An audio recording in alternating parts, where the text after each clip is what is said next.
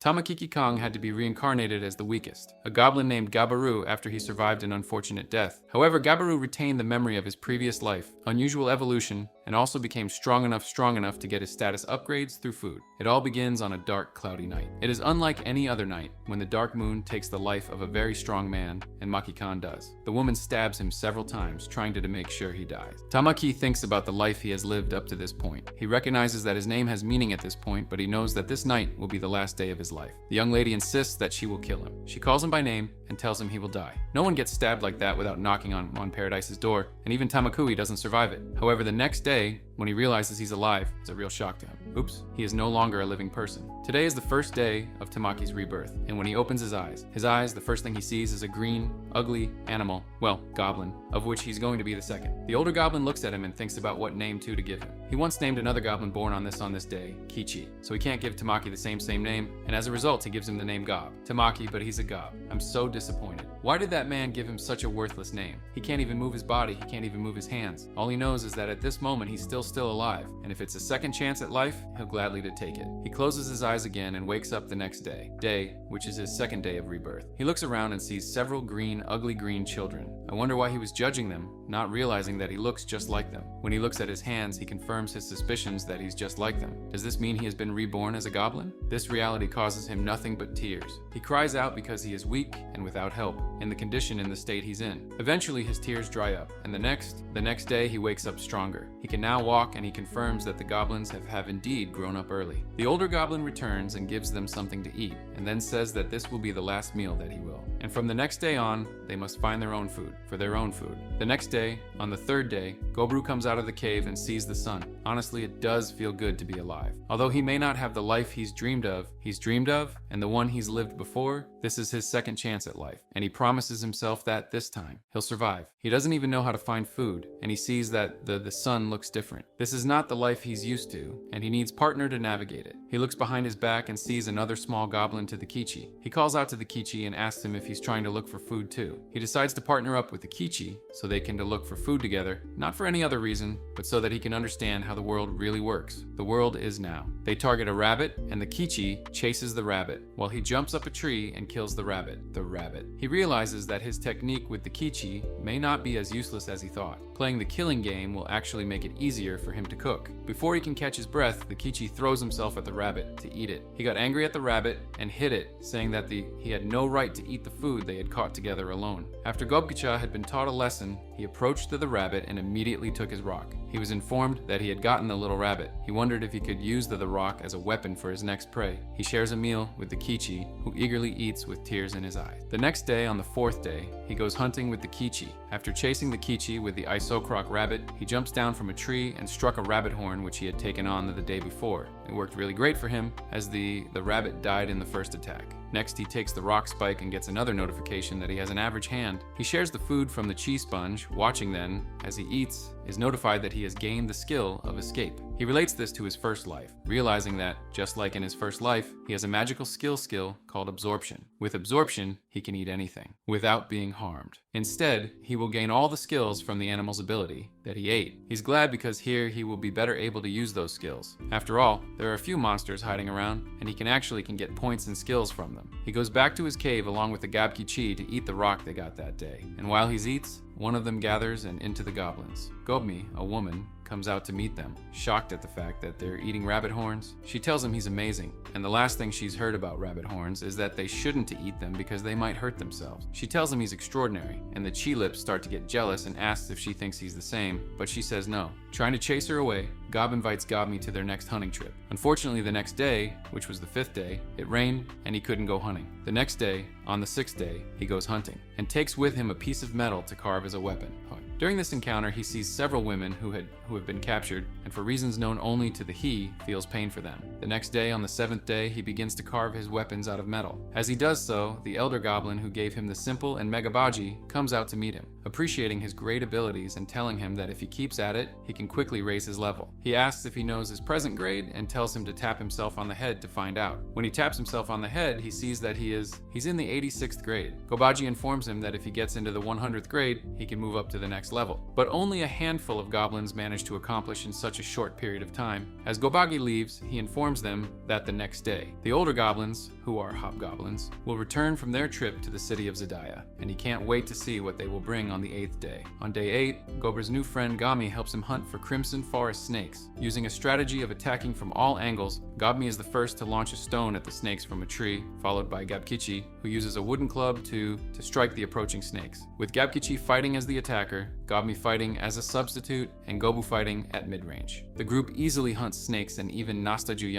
After the hunt is over, the 3 goblins will immediately to remove the snake skins and savor the fresh delicacy, which can be compared to a real paradise. Golmi starts to cry because she's never eaten anything other than the worms Gobaji offered her. So she becomes very grateful to Gobru for letting her be on his team. Gobru bites the snake, whereupon the system notifies him that he's gained 5 new skills, which include armography and resistance to poisons, position location from the eyes. Acquire the skills, Gob realizes that the snake must have was a high-level monster and rejoices that he was able to kill it. Gobkichi Palid asks Gobra to let him eat the head of the snake, but Gobru won't even let him touch it, claiming that the head is poisonous, and he continues to eating it himself. For the next 2 days, Gobru continues to do his usual hunting and, with his team, prepares even more hunting equipment. They become so confident in their abilities that they make a mistake and follow the cave. Luckily for them, they manage to escape in time to escape from the rabid bats. Just before escaping from the cave, the Gagkicha shows off his new shield and uses it as a tank to protect their chief swordsman, Gobru. Starts chopping bats, showing off his skills, and then uses his ability with his eye, forcing all the bats to freeze in midair. Because of their foolish bravery, they luckily destroy the entire bat cave and start eating the bats themselves. They were literally neotomized. By eating bats, Gobru discovers new sets of abilities called echolocation in the Imperium and in the Amphileia, so he becomes satisfied with what he's doing. The result of today's hunt. The others and the goblins in House Gobru become envious at the sight of these 3 enjoying such delicacies, while they barely survive on worms. Still, they lack the courage to ask Gobru for some of food, and they continue to watch as their Artaris Kutsluni. On the 12th night of the 6th night, the goblins from the past decide to attack Gobra while he's sleeping, because if he dies, they'll get it all. There's nothing wrong with his food. You're wrong. That's not how it works. Who's going to supply the food if the supplier is dead? Goblins are stupid. What can you do about it? In any case, the Gobru are not defeated because they sense their evil intentions by using his search skill, and he single-handedly defeats all 6 of them. Gobmi wakes up from his sudden decision and realizes what's going on. So she too joins Gober and even tries to take the life of one of her brothers. Luckily, Gob stops her in time and calms her down that they've already learned their lesson. The next day,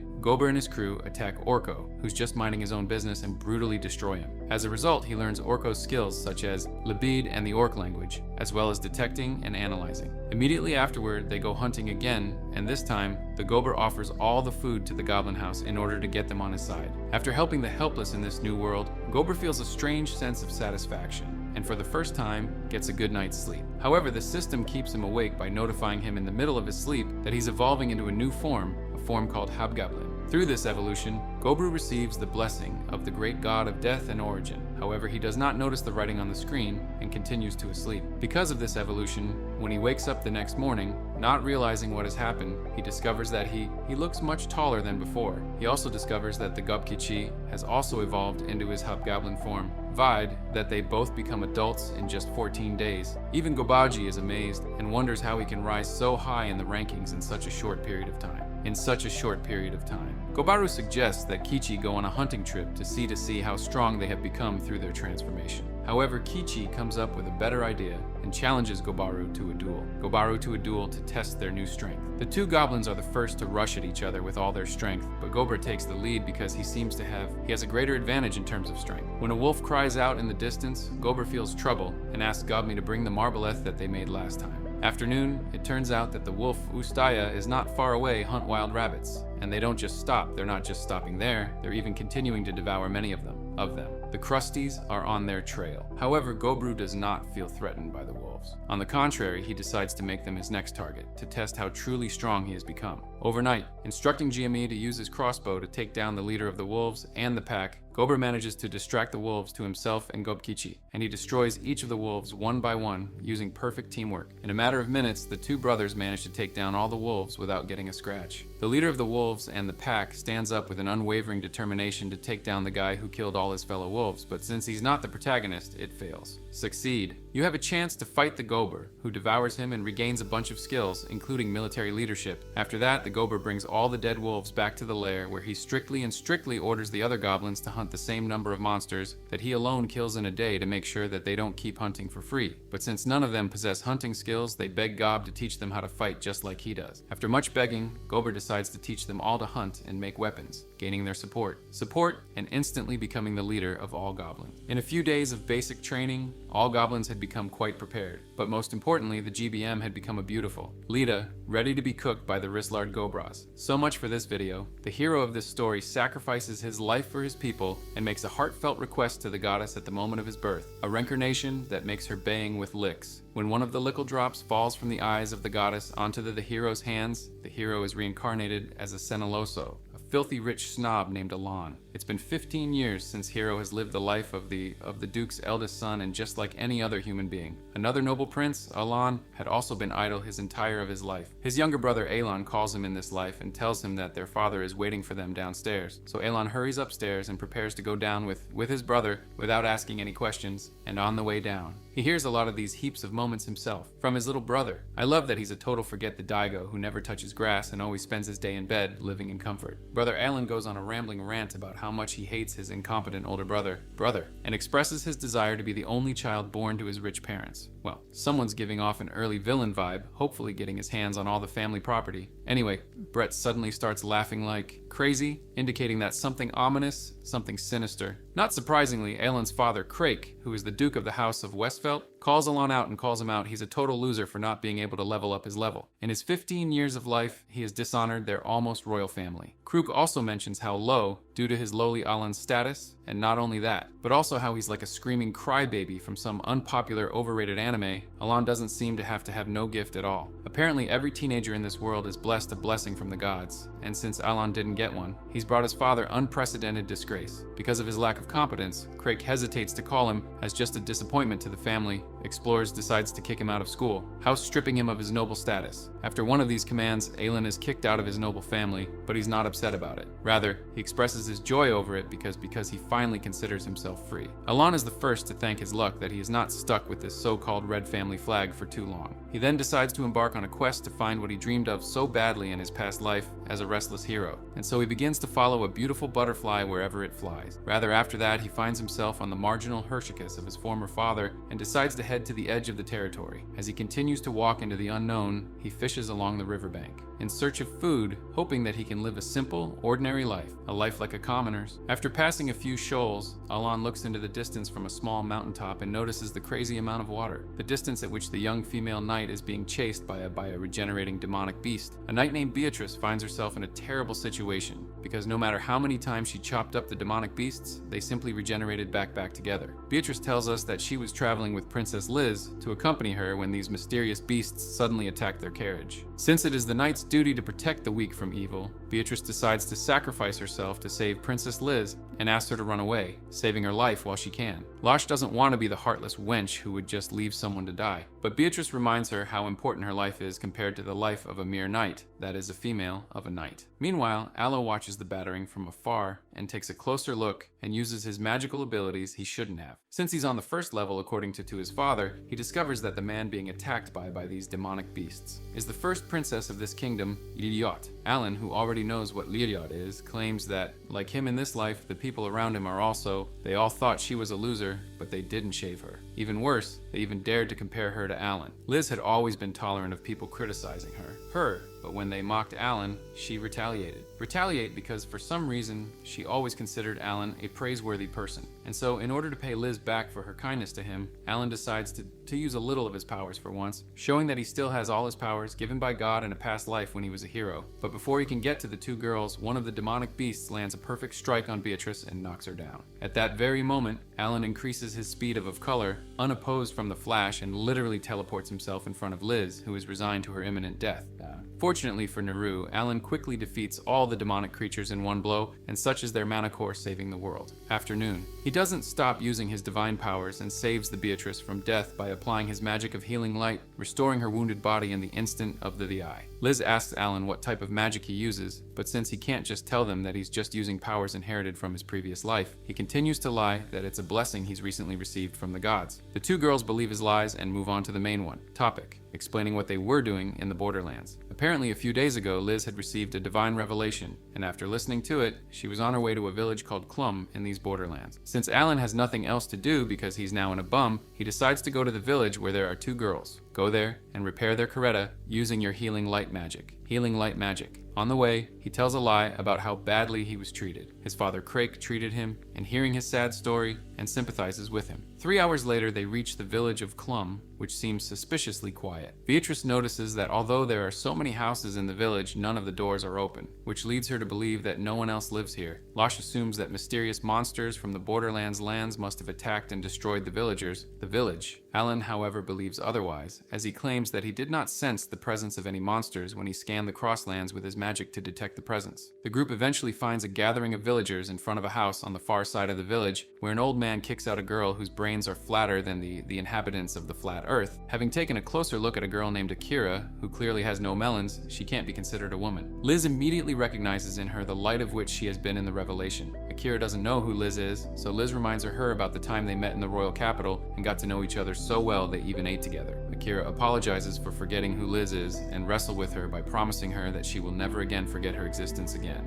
Alan asks Liz what she meant earlier when she claimed that Akira was the light. To explain this, the Beatrice first tells Alan about a special blessing called Brave, which gives its user the strength of 1,000 warriors, making the bearers heroes. And because Akira is the only one with such a blessing, a gift that makes her the hero of this generation. Liz, who received a revelation that advised her to become a conduit of light and stay away from the Thema, interpreted the message in such a way that she needed to be close to the hero of the world by explaining what she was doing in the Borderlands. The group gathers at a nearby bar to have lunch, and the hero Kira tells them about her current mission, which is to slay a dragon. According to her story, when Akira was crossing the road not far from this village, she came upon a frightened little girl begging for help, her help. She told her that the villagers were forcibly removing her to the dragon as a sacrifice. And so, to get to the bottom of the matter, Akira came here to talk to the old village elder when she was kicked out from his house, and she ran into Alan's group. Alana instantly realizes that the villagers must be trying to sacrifice a little girl to the dragon to gain his protection. He also realizes that the villagers are resorting to something very inhumane just to protect themselves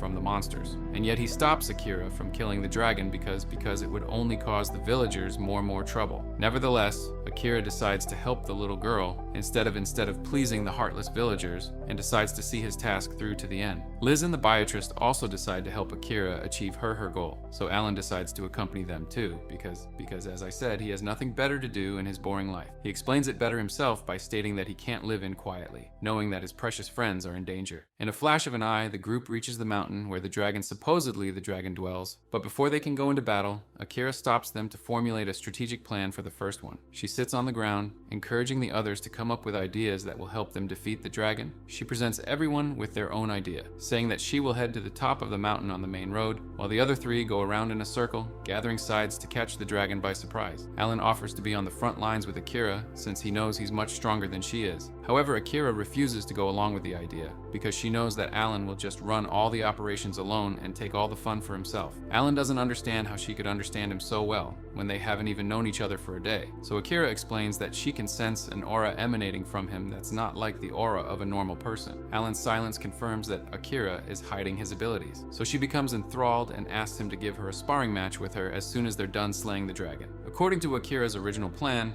they begin their operation. Akira enthusiastically leaves the first of the day with a wide smile, radiating confidence that she can to defeat the dragon on her own. On the other side, Alan, Liz, and Beatrice are making their own route to the top of the mountain, climbing the heavy waves and making sure everything is in order. The dragon doesn't notice their presence. While Akira fights the red giant dragon, Alan discovers that his father Crake, Herzog of Westvale, must have forced the villagers to sacrifice their children. Alan speculates that Herzog is borrowing the powers of this dragon by offering him human sacrifices, and that's why the kingdom's royal family of knights have never defeated such a dangerous beast. Akira begins the battle using a cruel spell, Lightning Strike, which leaves the dragon without a scratch. A scratch on the dragon making her realize that defeating the dragon will not be easy. Furthermore, she also discovers that the little girl that she saved earlier is not far away, and it makes her realize that this was a cruel trick by the dragon all along to attract strong prey and play with it. However, the dragon is disappointed to see how weak hero Akira and finds it ridiculous that a weakling like her is considered a hero of this world. Akira accepts her death, realizing the vast difference in strength between them, but Alan prevents her from dying at the hands of a poorly drawn dragon,